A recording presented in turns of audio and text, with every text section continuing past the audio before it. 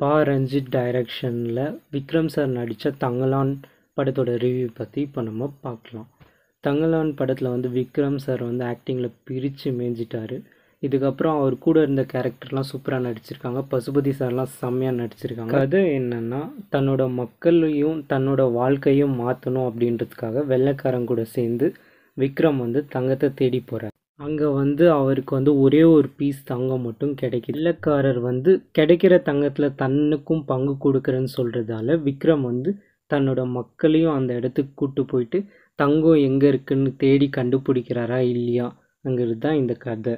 And கிளைமேக்ஸில் ஒரு செம்ம ட்விஸ்ட் இருக்குது. அந்த ட்விஸ்ட்டை மட்டும் மிஸ் பண்ணிடாதீங்க. இந்த படம் எனக்கு ரொம்ப பிடிச்சிருந்துச்சு.